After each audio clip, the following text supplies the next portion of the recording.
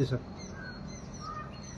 प्रशासनिक तौर पर उत्तराखंड को 2 कमिश्नरियों में बांटा गया है, कुमाऊं कमिश्नरी एवं गढ़वाल कमिश्नरी। कमिश्नरी प्रशासनिक कार्यों के लिए और यहाँ तक कि न्यायिक कार्यों के लिए भी एक महत्वपूर्ण इकाई है, जो अपनी बातों से एसडीएम लेवल पर, फिर उसके बाद कलेक्ट्रेट लेवल पर जो बातें सहमत नहीं हो पाती हैं और जिनसे लोग सहमत नहीं हो पाते हैं, लोग अपनी आवाज़ को कमिश्नरी तक लेके जाते हैं। इसलिए कमिश्नरी प्रशासनिक और न्यायिक दोनों मामलों में बहुत महत्वपूर्ण इकाई है। उत्तराखंड राज्य बनने के पहले गढ़वाल कमिश्नरी का एक अलग ही रुतबा हुआ करता था, लेकिन राज्य बनने के बाद चूंकि नज़दीक में कमिश्नरी से एक सबसे बड़ी प्रशासनिक इकाई जो राज्य की होती है, राज्य की राजधानी, वो जब नज़दीक में बन गई तो ये स्वाभाविक है कि गढ़वाल कमिश्नरी का वो रुतबा बरकरार नहीं रहा जो उत्तराखंड राज्य बनने के पहले हुआ करता था।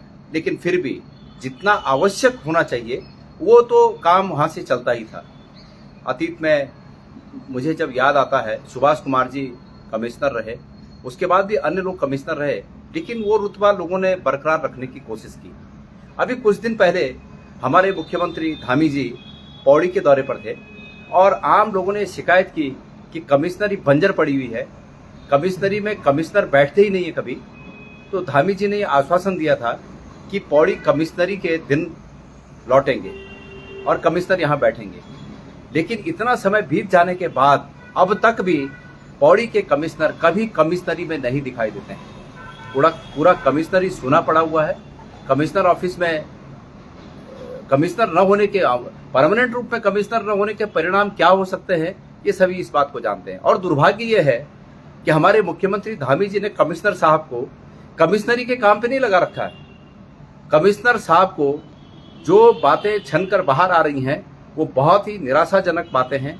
मैं सार्वजनिक रूप से उन बातों को कहना भी नहीं चाहता, लेकिन अफसोस की बात है कि धामी जी ने यहाँ की प्रशासनिक संभावनाओं को भविष्य के लिए भी चौपट कर दिया। क्योंकि ये संभावनाएं इसलिए चौपट हो रही हैं कि एक परंपरा जब पड़ जाएगी कि किसी कमिश्नर को आप अपने ऑफिस में सिर्फ अपने पीए के तौर पर इस्तेमाल करें और अपने निजी कामों में उनका उपयोग करें, तो निश्चित रूप में ये परंपरा आगे तक असर डालेगी और भविष्य में भी उत्तराखंड का ये परंपरा निश्चित रूप में अहित करेगी।